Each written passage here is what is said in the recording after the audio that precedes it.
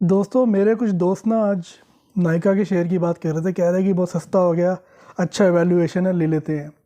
तो मैंने सोचा क्यों ना इसी के ऊपर ही आज हम फंडामेंटल एनालिसिस की वीडियो बनाएं। दोस्तों ये जो शेयर है नायका का, इसका जो असली नाम है ये है FNS e commerce ventures limited, जो कि ऑनलाइन प्लेटफॉर्म के ऊपर चाहे साइट हो चाहे इसकी अपनी ऐप हो, उस पर ब्यूटी प्रोडक्ट्स को सेल करता है। मेन बिज़नेस मॉडल की इसमें बात की जाए तो इनका जो मॉडल में ये कई ब्रांड्स के अपने पास सामान बल्क में स्टोर करता है अपने SKUs के अंदर, या फिर अपनी भी मैन्युफैक्चरिंग करता है और इसको फिर आगे ऑर्डर आने पे ही आगे डिलीवर करता है। ठीक है ना। इसके कई अपने स्टोर्स भी हैं जो आपको मॉल्स वगैरह में दिख जाएंगे। उसके अलावा ये आपको होम डिलीवरी भी ये करता है। इसमें भी इसके दो मॉडल हैं। एक मॉडल है बाय बल्क, ये सेल और रिटर्न मॉडल, जिसमें क्या है जैसे अमेज़ॉन में है कि चीज़ आपको पसंद आई ठीक है, वरना कुछ लिमिटेड टाइम के अंदर आप वापस भी कर सकते हैं। दूसरा just in time model. Just in time model का मतलब है कि जी आज आपके पास आपको ऑर्डर आया, चीज़ नहीं है, तो आप किसी वेंडर जो आपके पास रजिस्टर्ड वेंडर है उससे आप ले लोगे, उसी को पैक करके आप कस्टमर को जाके दे आओगे।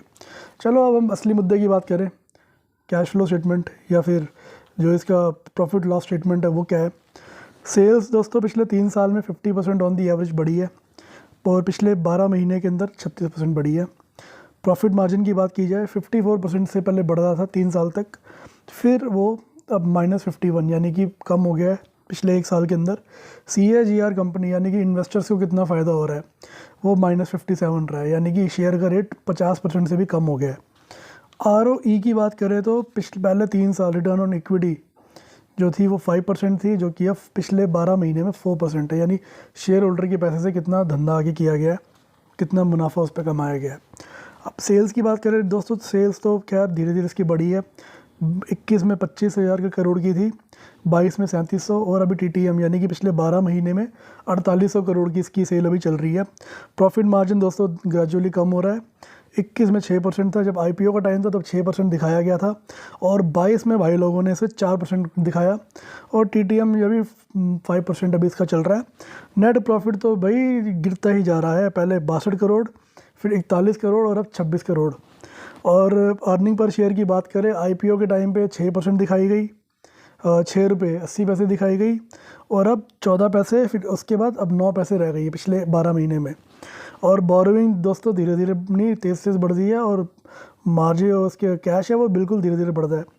जो बोरोइंग 21 में 333 करोड़ की थी, अभी वो 1300 करोड़ की हो गई है। कैश जो कि 475 करोड़ का था वो भी 900 करोड़ का सिर्फ है। यानी 1000 रुपये की बोरोइंग बढ़ाई है तो सिर्फ 500 रुपये का कैश अपना बढ़ाया गया है। उधारी ज़्यादा लेते हैं, कमाते कम है। और प्रोमोटर की होल्डिंग भी धीरे धीरे स्लाइस ऑफ हो रही है। बुक वैल्यू की बात करें, यानी कंपनी मान लो आज पूरी बेच दी जाए, सारे उधार और सारी लाइबिलिटी चुका दी जाए, तो एक शेयर होल्डर के हिस्से सिर्फ 5 रुपये 60 पैसे आएंगे। ये कंपनी की बुक वैल्यू होती है। मतलब जैसे आदमी की नेटवर्थ होती है, कंपनी की बुक वैल्यू होती है। और स्टॉक का PE देखो तो कंपनी अपने जायज़ अर्निंग से 1480 गुना महंगी बिक रही है। यानी कि अगर अर्निंग पर शेयर 9 पैसे है तो शेयर प्राइस 128 रुपये आप दे रहे हो, यानी कि आप 1480 गुना ज़्यादा पैसा दे रहे हो, और बुक वैल्यू के मुकाबले आप 22 गुना ज़्यादा पैसा दे रहे हो। मतलब कंपनी बहुत ही ओवर हाई इवैल्यूएशन पे है, और प्रॉफिट धीरे धीरे इसका आगे गिर रहा है।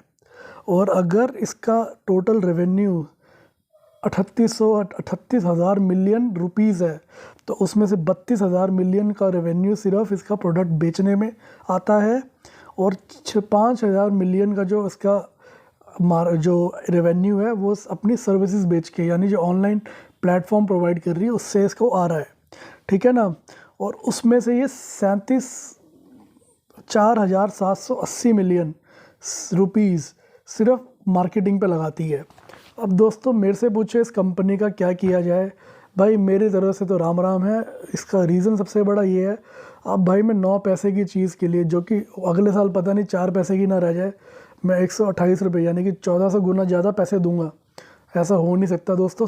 5,000 से 6,000 कंपनियां लिस्टेड है BSE NSE में, उसमें से ढंग के 4 फिल्टर लगा लोगे ना, सिर्फ 250 कंपनियां रह जाएंगी। उनमें इतनी अच्छी कंपनियों को छोड़ के मैं इसमें इन्वेस्ट नहीं करूँगा। बाकी दोस्तों ग्रोथ पर्सपेक्टिव अच्छा है, क्योंकि ये सेल्स अपनी बढ़ा रहे हैं, मार्जिन कम कर रहे हैं, वो मेरे दिल को चुभ रहा है। दूसरी चीज़ दोस्तों, इसमें प्रॉब्लम क्या है, कंपनी को अपने बिज़नेस से ज़्यादा पड़ी है अपनी शेयर प्राइस को बचाने की। वो कैसे, कभी ये अपने स्प्लिट कर रहे हैं, कभी ये अपने नए नए शेयर को बोनस दे रहे हैं, इतना तो मुनाफा भी नहीं ये कमा रहे, ठीक है ना। तो इसलिए दोस्तों अगर आप लेना चाह रहे हो बेशक ले लो, पर मेरी गारंटी नहीं है। आप अपने हिसाब से अपने फाइनेंशियल एडवाइज़र से बात करो, आप अपने हिसाब से कैलकुलेशन करो, अपने विवेक का प्रयोग करो। अगर आपको समझ आ रहा है इसका बिज़नेस और आपको वैल्यूएशन ठीक लग रही है और आपको लग रहा है कुछ आगे बढ़ जाएगी, तो बेशक आप ले लीजिए। बट अगर नहीं समझ आ रहा, इतना सा भी नहीं समझ आ रहा कि धंधा क्या है, मेरे हिसाब से दोस्तों मत लेना, ठीक है। बाकी आगे बिज़नेस करेगी, पैसा मुनाफा बनाएगी, तब की तब देखेंगे। तब तक के लिए मेरे दोस्तों जय हिंद, जय भारत, भारत माता की जय। वीडियो पसंद आए तो लाइक कीजिएगा, चैनल को सब्सक्राइब कीजिएगा। अगर पसंद नहीं आता तो डिसलाइक कर सकते हैं, बट हमारे कमेंट सेक्शन में ज़रूर बताइए कि हमसे क्या गलती हुई और हम किस नई कंपनी पे या किस नए टॉपिक पे वीडियो बनाएं। तब तक के लिए दोस्तों take care, have a nice day.